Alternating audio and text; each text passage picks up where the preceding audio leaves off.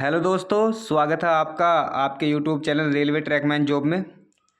तो दोस्तों, आज जो हम बात करने वाले हैं वो बहुत ही एक महत्वपूर्ण टॉपिक पे बात करने वाले हैं। जैसा कि आपको पता है, अभी जो रेलवे में ग्रुप डी के फॉर्म भरे जा रहे हैं उसमें पोस्ट प्रेफरेंस को लेकर एक बहुत ही बड़ा मुद्दा रहता है कि पोस्ट प्रेफरेंस को कैसे भरा जाए। तो दोस्तों, उसी के बारे में हम ये वीडियो लेकर आए हैं, जिसमें आपको हम बताएंगे पोस्ट प्रेफरेंस के बारे में। कितना काम रहता है, कितना वर्क रहता है, क्या टाइमिंग होती है, सैलरी कितनी होती है, जैसा कि आप देख पा रहे हैं उसके बारे में बिल्कुल क्लियरली एकदम बात करेंगे। और ये बिल्कुल एकदम जेन्युइन है, क्योंकि मेरा जो अभी एक्सपीरियंस है खुद का, जहाँ तक मैं देखता हूँ, अभी मुझे लगभग लगभग सभी पोस्टों के बारे में जानकारी है।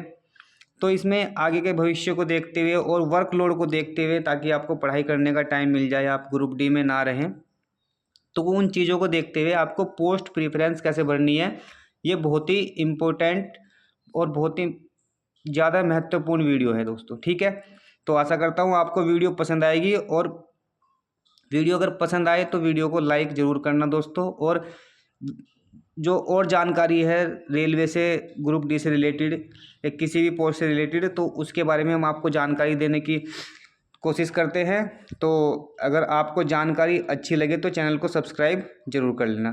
तो चलिए दोस्तों, बिना देर के शुरू करते हैं आज की अपनी वीडियो को। तो सबसे पहले तो हम बात कर लेते हैं कि पोस्ट प्रेफरेंस का मैटर क्या है। तो दोस्तों, पोस्ट प्रेफरेंस का क्या है, पोस्ट प्रेफरेंस अलग अलग पोस्ट पे अलग अलग काम रहता है। तो उसी को देखते हुए हमको पोस्ट प्रेफरेंस का चुनाव बहुत अच्छे तरीके से और बहुत ही मतलब जो आपके गाइडेंस में जो भी आपको गाइडेंस करते होंगे या जिन पे आप विश्वास करते होंगे, जो भी आपके दोस्त होंगे, उनसे पूछ के भी आप भर सकते हैं। नहीं तो आप इस वीडियो को देखिए और आप अपनी पोस्ट प्रेफरेंस को बहुत अच्छे तरीके से भरें। इसमें आपको कार्य के बारे में और सब कुछ बताया जाएगा। ठीक है दोस्तों, तो चलिए शुरू करते हैं। सबसे पहले बात कर लेते हैं आज की अपनी पहली पोस्ट के बारे में। तो जो इस ऑर्डर में मैंने इन पोस्टों को लिखा हुआ है, आप अपनी नोटबुक में इनको नोट कर लेंगे और इसी ऑर्डर में आप इनको भर लेंगे। और अगर आपको कुछ चेंज करना होगा, जैसे आपको कौन सा काम पसंद आएगा कौन सा नहीं आएगा, तो उसी के हिसाब से आप अपने हिसाब से भी कर सकते हैं। बाकी ये पोस्ट प्रेफरेंस जो ऑर्डर मैंने लगाया है, ये बेस्ट एंड बेटर है। ठीक है दोस्तों, तो हम बात करते हैं आज की अपनी पहली पोस्ट के बारे में। तो हमारी जो पहली प्रेफरेंस रहती है वो रहती है दोस्तों पॉइंट्समैन। ठीक है दोस्तों, पॉइंट्समैन क्या होता है, आपने देखा होगा पॉइंट्समैन का कार्य क्या होता है। सबसे पहली बात तो ये कि इनकी ड्यूटी कहाँ होती है। तो पॉइंट्समैन की ड्यूटी रहती है दोस्तों स्टेशन पे। इनको स्टेशन के अलावा कहीं नहीं जाना होता है। ठीक है दोस्तों, और इनकी ड्यूटी की बात करें तो ड्यूटी टाइमिंग इनकी 8 घंटे भी रहती है किसी किसी स्टेशन पे, और 12 घंटे भी इनकी स्टेशन पे ड्यूटी रहती है। ठीक है दोस्तों, और डे और नाइट दोनों शिफ्ट पॉइंट्समैन की चलती हैं। ठीक है दोस्तों, डे और नाइट दोनों में इनको कार्य करना पड़ता है। पहला कार्य तो इनका जो मेन कार्य है दोस्तों, सबसे पहला तो ये होता है कि इनको स्टेशन पे स्टेशन मास्टर का एज ए असिस्टेंट रखा जाता है। असिस्टेंट पॉइंट्समैन बोलते हैं इनको।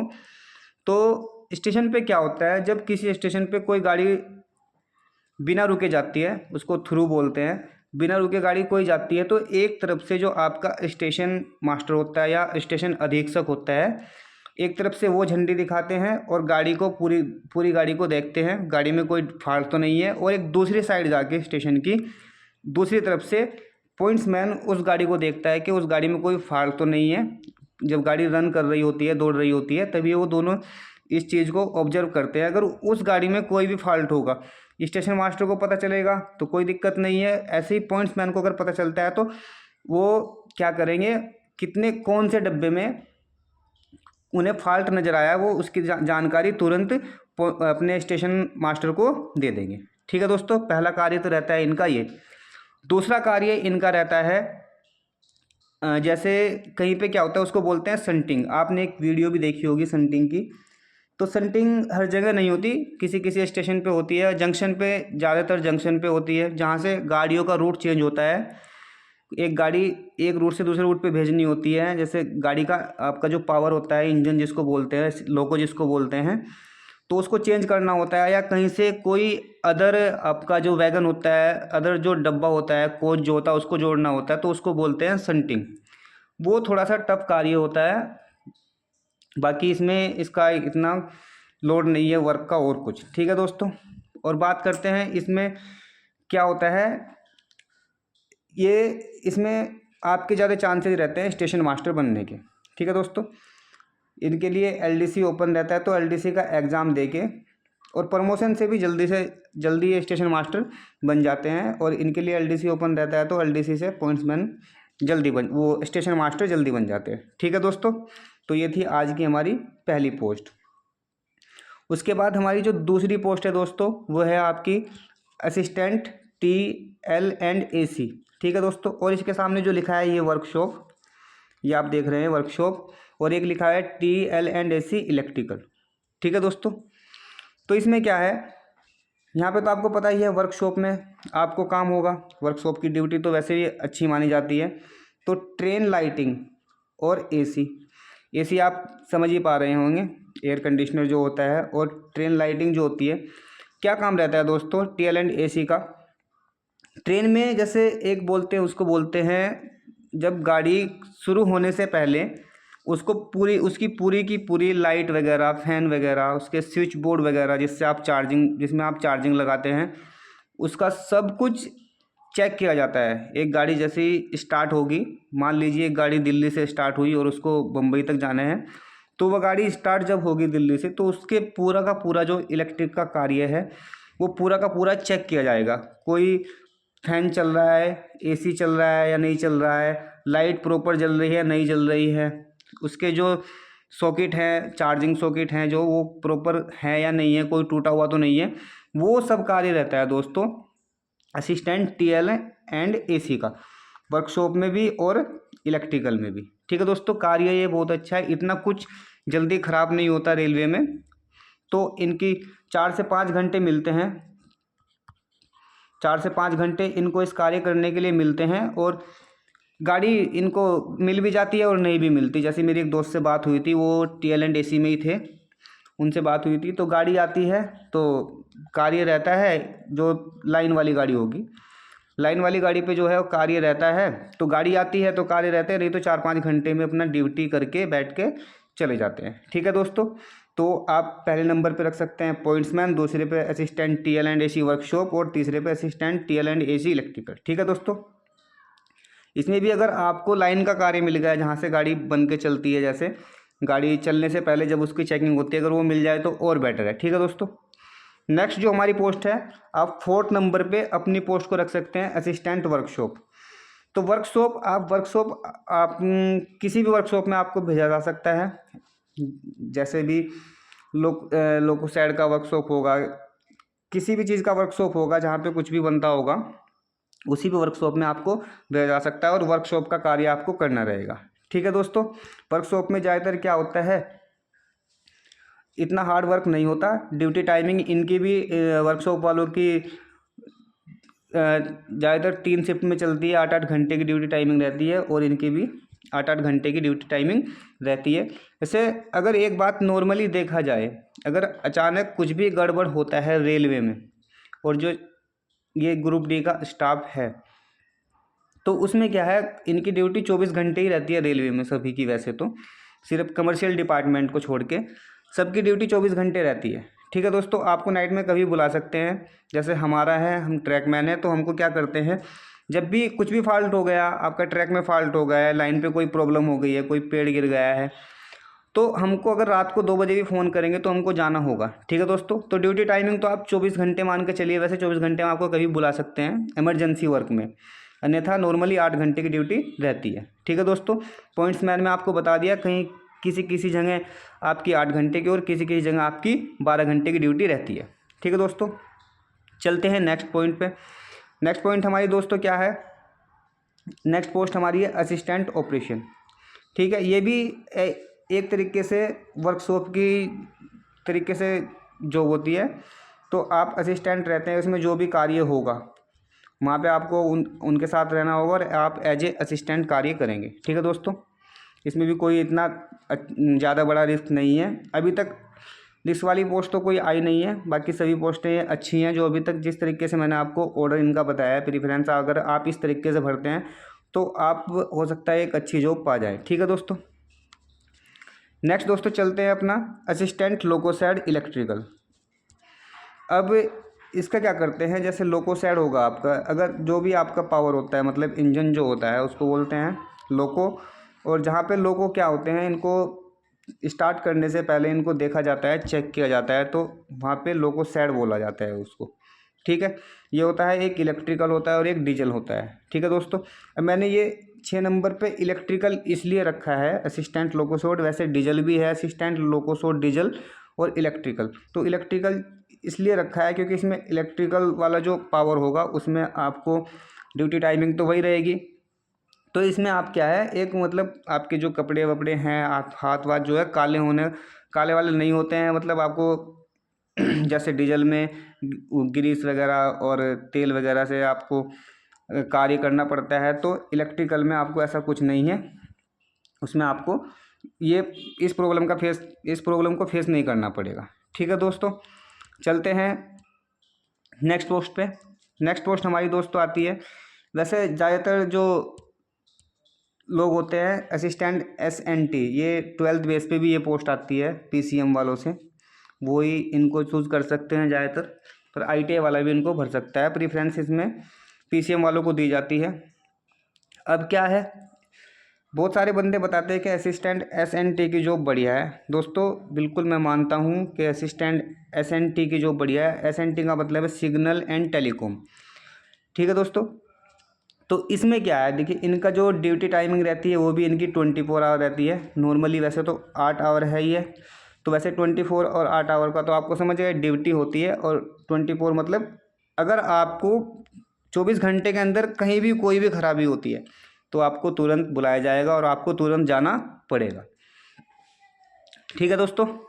अब इनमें क्या रहता है दोस्तों, ये पोस्ट थोड़ा सा आप अभी जब मैंने देखा था, जब मैं आया था तो SNT का वर्क जो था मैंने देखा था, उसमें क्या था, जब आपका बरसात का मौसम चलता है और बरसात के मौसम में अगर आपका सिग्नल कहीं पे भी ख़राब हो जाए, सिग्नल आपने देखा होगा ट्रैक पे हमेशा ग्रीन येलो और रेड सिग्नल मिलते हैं आपको। ठीक है। तो और आपका जो टेलीकॉम होता है, जहाँ से कांटेक्ट करते हैं स्टेशन मास्टर गेट्समैन को कांटेक्ट करते हैं, टेलीकॉम वाला सिस्टम सारा का सारा वो इसका ही रहता है असिस्टेंट SNT। तो आपको पता है इनकी जो लाइन रहती है सिग्नल की भी और टेलीकॉम की भी, वो रहती है अंडरग्राउंड। ठीक है दोस्तों। तो ज़मीन के अंदर को वो जाती है। अगर आप कभी देखोगे, सफ़र करोगे, तो रेलवे से बहुत 7-8 मीटर दूर एक लाइन जाती है इनकी, वहीं पे एक पोल गड़ा रहता है छोटा सा, कि उस पर आपके डिवीज़न का या आपका जोन का नाम लिखा रहेगा। और हाँ, जोन का रहता है ज़्यादातर, वैसे तो जैसे हमारे इधर है वेस्टर्न रेलवे, तो वेस्टर्न रेलवे का नाम लिखा रहता है उस पर, वेस्टर्न रेलवे SNT पोल।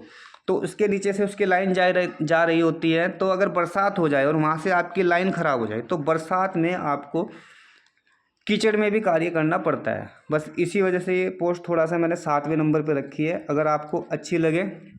बाकी अदर कुछ नहीं है इसमें, आपको ज़्यादातर इलेक्ट्रिक ही काम करना पड़ता है एज ए मैकेनिक। ठीक है। बस थोड़ा सा कीचड़ की वजह से या बरसात की वजह से ये जॉब को मैंने 7वें नंबर पर रखा है। ठीक है दोस्तों। चलते हैं नेक्स्ट पोस्ट पे, असिस्टेंट कैरीज एंड वैगन। तो असिस्टेंट कैरीज एंड वैगन दोस्तों ये क्या होता है, CNW बोलते हैं इसको नॉर्मली भाषा में। तो इसमें वर्कशॉप की भी जॉब आती है, और एक जो कैरीज एंड वैगन वाले होते हैं नॉर्मली, इनमें क्या करते हैं, जैसे ही आपका कहीं पे भी कोई भी दुर्घटना हो जाती है, जैसे गाड़ी डिरेल हो जाती है, ठीक है, तो उस गाड़ी को डिरेल होने के बाद उसको सही तरीके से सही करना, उसको चलाने लायक करना। जैसे हमारे साथ जब हम आए थे तो हमारे सामने एक डिरेल हुआ था। डिरेल क्या हुआ था, एक जो आपका लोको था, इंजन था, वो गलती से चला गया था, नीचे उतर गया था ट्रैक से। तो उसको ट्रैक पे लाने के लिए CNW वाले आते हैं, हम उनके साथ हेल्पर का काम करते हैं, और जो इनके हेल्पर होते हैं CNW वाले, वो भी उनके साथ रहते हैं। इनका क्या रहता है, इनके पास प्रेशर्स की मशीन रहती हैं, जो जैसे कोई इंजन आपका डिरेल हो गया तो प्रेशर्स के द्वारा उसको ऊपर उठाने के बाद बहुत सारी इक्विपमेंट होते हैं इनके पास, बहुत सारे यंत्र होते हैं, जिससे प्रेशर वाले यंत्र होते हैं, हाइड्रोलिक प्रेशर वाले, तो उनको लगाते हैं और इंजन को ऊपर उठा लेते हैं। उठाने के बाद उनको क्या है, उसके नीचे एक टेम्परेरी लाइन बिछाई जाती है, उससे उस लाइन से दूसरी लाइन पे ले जाने के लिए इनका कार्य रहता है। ठीक है दोस्तों। अब इनका क्या है, जहाँ पे भी आपके मतलब इनके सेक्शन में जहाँ पे भी डिरेलमेंट होगा तो वहाँ पे इनको जाना पड़ेगा। ठीक है, ड्यूटी टाइमिंग सबका वही है, 8 घंटे का। पॉइंट्समैन का एक जगह बस आया था 12 घंटे का ड्यूटी टाइमिंग किसी किसी स्टेशन पे, बाकी सबका 8 घंटे की ड्यूटी होती है। आपको 8 घंटे काम करना होता है। और बात करें तो इमरजेंसी में आपको 24 घंटे, रेलवे की ड्यूटी 24 घंटे मानी जाती है। ठीक है दोस्तों। उसके बाद अभी इसमें जो सैलरी वाली बात थी, और इसमें जो आपका किस पोस्ट में मतलब आपको टी ज़्यादा मिलता है, उसके बारे में भी बात कर लेंगे। पहले एक एक चीज़ इनके बारे में बात कर लेते हैं, क्या क्या कार्य रहता है, कितना ड्यूटी टाइमिंग रहती है और क्या कार्य है। ठीक है दोस्तों। अब चलते हैं असिस्टेंट, 9 नंबर की पोस्ट है हमारी असिस्टेंट TRD, इसको बोलते हैं OHE, ओवरहेड इक्विपमेंट, या TRD ट्रैक्शन डिपार्टमेंट। तो आपने देखा है जब भी आप रेलवे में सफ़र किया होगा, या आपने देखा है कि जिस पटरी पे या बोलते हैं रेल पे गाड़ी चलती है, तो उसके ऊपर एक लाइन जाती है 25,000 वोल्ट की, तो उसका जितना भी कार्य रहता है वो असिस्टेंट TRD वालों का ही रहता है। ठीक है दोस्तों। तो एक नॉर्मली अगर कहा जाए तो 25,000 वोल्ट पे इनको कार्य करना पड़ता है। ये थोड़ी रिस्की जॉब मानी जाती है, वैसे होता नहीं इतना जल्दी, पर कभी टाइम ख़राब हो, किस्मत ख़राब हो तो बहुत, ये बस रिस्की जॉब है, इतना कह सकते हैं कि इसमें रिस्क ज़्यादा है। ठीक है दोस्तों। इसमें आपके पास क्या होगा, आप जैसे ही आपका पूरा का पूरा जो ग्रुप होगा आपका एक सेक्शन में, तो उनके पास एक लोगो होगा अलग से, उसको TRD का ही एक मशीन बोलते हैं, एक रेलवे इंजन के टाइप की, उसमें उनका सब इक्विपमेंट रहता है, सब सामान रहता है। तो कहीं पे भी अगर आपकी वो जैसे जिस ऊपर जो लाइन जा रही होती है उसका कहीं से भी फॉल्ट मिलता है, या नई लाइन सेट करनी होती है, वैसे तो प्राइवेट वाले करते हैं, उसके बाद जो काम रहता है कहीं से भी, वो सब TRD वालों का रहेगा। ठीक है दोस्तों। नॉर्मली कहे तो इनको सिर्फ ऊपर वाली जो लाइन है उसका कार्य करना होता है। ठीक है दोस्तों। उसके बाद बाकी छोटा मोटा कार्य इनको, जैसे ही ब्लॉक मिलता है, ब्लॉक में कार्य करना होता है। कहीं से एक क्या होता है, नेगेटिव पॉजिटिव रेल होती है, तो कहीं से जब ब्लॉक मिलेगा तो इनको सिग्नल काटना पड़ता है, वो सारी की सारी चीज़ें, तो ये ब्लॉक में साथ रहते हैं, वो नॉर्मली वर्क होता है, वो हमारा भी होता है, इनका भी है, वो सब रहता है। ठीक है दोस्तों। चलते हैं नेक्स्ट आपका जो पोस्ट है, नेक्स्ट पोस्ट दोस्तों हमने 10 नंबर पे रखा है अपना असिस्टेंट लोकोसाइड डीजल। तो वही अभी बताया था मैंने आपको, असिस्टेंट लोकोसाइड एक वर्कशॉप था, वो इलेक्ट्रिकल था, एक डीजल। ठीक है दोस्तों। तो इलेक्ट्रिकल इसलिए पहले रखा मैंने क्योंकि उसमें आपका क्या था, एक अच्छी जॉब है, ऐसा नहीं लगता कि आप मतलब हाथ वाथ काले होंगे या आपको कुछ दिक्कत होगी। बस डीजल में यही है कि डीजल में आप रहेंगे तो आपके जो हाथ वाथ कपड़े वपड़े होंगे वो सब काले रहेंगे, इस वजह से इलेक्ट्रिकल को पहले रखा है और डीजल को बाद में रखा है। ठीक है दोस्तों। कार्य वही है, जो लोको होगा स्टार्ट होने से पहले, मतलब उसको चलाने से पहले उसको वहाँ जाएगा और उसके पूरे की पूरी रिपेयरिंग होगी, चेक होगा वो सही कार्य कर रहा है नहीं कर रहा है। अगर उसमें किसी डीजल वाले में डीजल की कमी, मतलब कुछ कहीं ग्रीस करना है, कहीं डीजल की कमी है, कुछ भी जो भी इस तरीके का काम है वो सब लोकोसाइड डीजल में होगा। उसके बाद चलते हैं दोस्तों अपनी नेक्स्ट पोस्ट पे। नेक्स्ट पोस्ट दोस्तों हमारी है असिस्टेंट ट्रैक मशीन। तो दोस्तों ये जो पोस्ट हैं 11, 12, 13 और 14, ये आती है इंजीनियरिंग डिपार्टमेंट में, इसी में आ जाएंगी सारी की सारी। ठीक है दोस्तों। ट्रैक से रिलेटेड जितना भी काम रहेगा, जैसे ट्रैक मेंटेन 4 है, ये भी इंजीनियरिंग डिपार्टमेंट में, असिस्टेंट ब्रिज है, ये भी इंजीनियरिंग में है, असिस्टेंट पीवे है, ये भी इंजीनियरिंग में है, और असिस्टेंट ट्रैक मशीन है, ये भी इंजीनियरिंग डिपार्टमेंट में है। इसमें क्या रहता है, जैसे आपका कहीं पे ट्रैक ख़राब हुआ या ट्रैक की पैकिंग करनी है, जैसे ब्लास्ट आपने देखा होगा, पत्थर पड़े रहते हैं उनको ब्लास्ट बोलते हैं रेलवे की भाषा में। तो जो ब्लास्ट है उसकी पैकिंग करनी है, मतलब स्लीपर के नीचे उसको डाल के रखते हैं ताकि जंप ना करे। तो उसमें क्या है, पैकिंग करनी है, कहीं से लूज है, अगर कहीं से लूज होगा तो क्या होगा, आपकी रेल बीच में से नीचे बैठ जाएगी, जिससे उसका टूटने का खतरा रहता है, फ्रैक्चर होने का खतरा रहता है। तो उनकी पैकिंग करने के लिए असिस्टेंट ट्रैक मशीन वाले जो होते हैं, पैकिंग करने के लिए आते हैं, उनका कार्य रहता है। ठीक है दोस्तों, इनके साथ ग्रुप डी जो हम ट्रैक मेंटेनर 4 हैं, ट्रैकमैन, वो भी कार्य कराते हैं एज ए हेल्पर। ये सिर्फ इनका कार्य क्या है, इनको इतना हार्ड कार्य नहीं करना रहता है।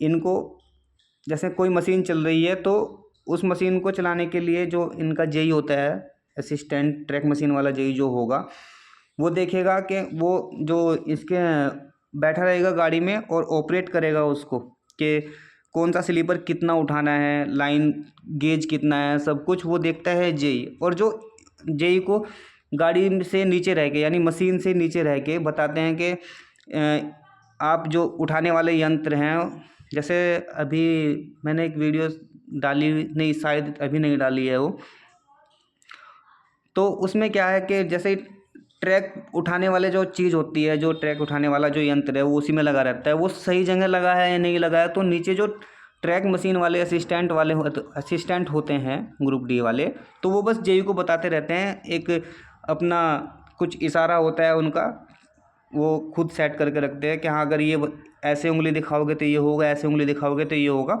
तो बस उनका काम रहता है उन्हें निर्देश मतलब बताना कि साहब अभी जो उठाने वाली जो मशीन थी वो सही नहीं लगी है, आप पीछे करिए, आगे करिए, ये सब काम रहता है। बाकी इनका और कोई हार्ड वर्क नहीं रहता है इतना।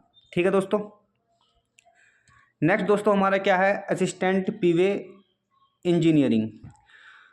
तो असिस्टेंट पीवे क्या होता है, ठीक है दोस्तों, असिस्टेंट पीवे क्या होता है, जैसे मैंने अभी वीडियो डाली है एक वेल्डिंग वाली के उसमें चैनल पे जाके आप देख सकते हैं, थर्मिट वेल्डिंग वाली एक वीडियो डाली है। तो उसमें एक वेल्डर होता है असिस्टेंट ग्रेड 3 वाला, वो सॉरी असिस्टेंट नहीं, टेक्नीशियन ग्रेड 3 वाला होता है।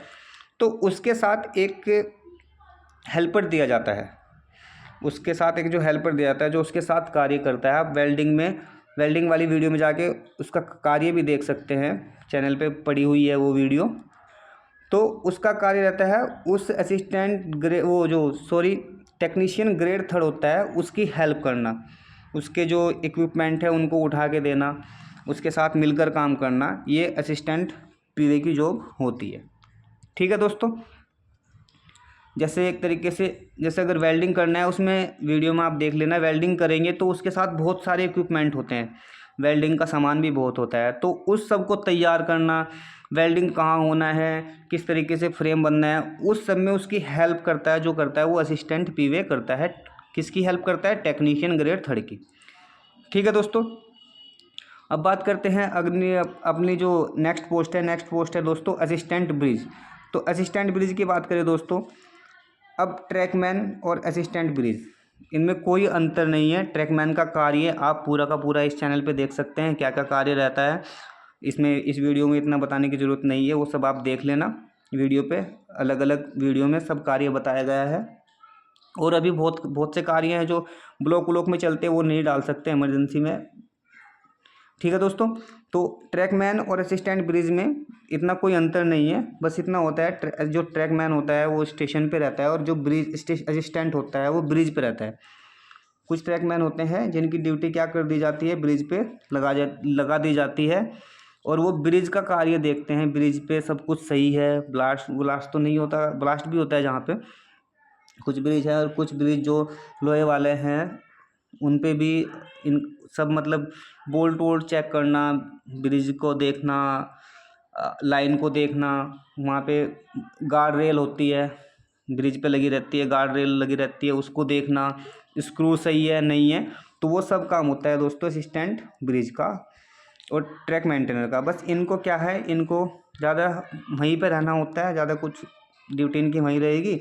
रहने का मतलब वो नहीं कि मतलब रूम रह के वहीं रहना होगा, रूम लेके वहीं रहना होगा, मतलब इनको बाहर नहीं जाना है। असिस्टेंट ब्रिज अपना ब्रिज जो है, ब्रिज को देखना है वो प्रॉपर सही है नहीं है, डेली इनका यही रूटीन रहता है।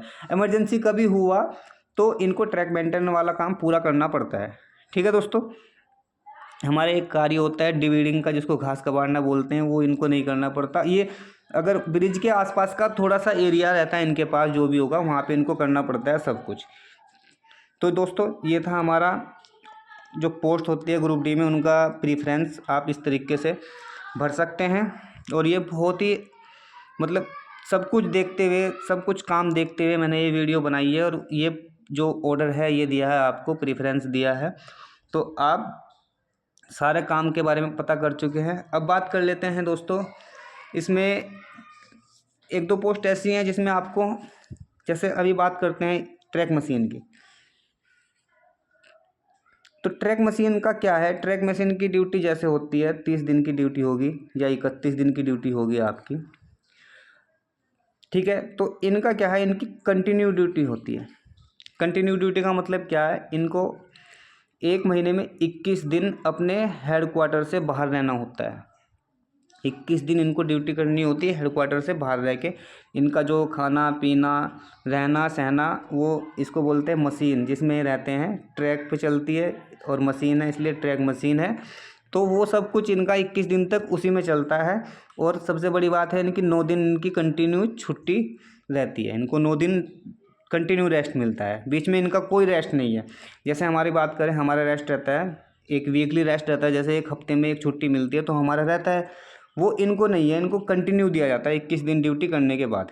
कहीं कहीं ऐसा है कि ज़्यादा काम नहीं रहता तो उनको वीकली भी दे देते हैं, बाकी ज़्यादातर मैक्सिमम केस में इनको 21 दिन काम करना होता है और 9 दिन इनको रेस्ट मिलता है कंटिन्यू। क्लियर दोस्तों। अब इसकी बात करते हैं, इसमें क्या है, सैलरी पहले सबकी बात कर लेते हैं। ओवरऑल सबका बेसिक पे इनका जो है आपका ग्रेड पे 1800 है। 1800 ग्रेड पे की लेवल 1 की जॉब है। ठीक है दोस्तों, इसमें क्या है आपका HRA जुड़ता है, DA वगैरह जुड़ता है। HRA हो जाएगा आपका, DA हो जाएगा, फिर आपका TA हो जाएगा, ट्रेवलिंग अलाउंस हो जाएगा, डियरनेस अलाउंस हो जाएगा। और ये आपका ट्रैकमैन में अदर पोस्ट को छोड़ के जो ट्रैकमैन की पोस्ट है, जैसे ट्रैक मेंटेनर होगा तो उसको रिस्क अलाउंस मिलता है एक अलग से, बाकी सब किसी को नहीं मिलता।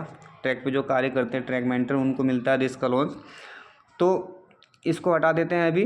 तो नॉर्मली जो इनकी सैलरी बनती है दोस्तों, सभी ग्रुप डी वालों की लगभग बनती है इन हैंड, जो अभी प्रेजेंट टाइम में मिलती है वो 32,000 प्लस के आसपास मिल जाती है। ठीक है दोस्तों। अब इसमें एक दो पोस्ट ऐसी हैं जिनकी सैलरी ज़्यादा बनती है, जैसे आपका असिस्टेंट ट्रैक मशीन होता है। असिस्टेंट ट्रैक मशीन क्या है, ये जैसे ही घर से बाहर रहेंगे तो होता सबके लिए है ये। एक चीज़ होती है टीए होता है, जब आप अपने हेड क्वार्टर से बाहर काम करने जाएंगे तो आपको एक टीए मिलता है, वो 625 रुपये। अगर आप 100% डीए भरेंगे तो 625 रुपये डीए मिलता है। 100% मतलब 12 घंटे ड्यूटी करेंगे तो 100% है।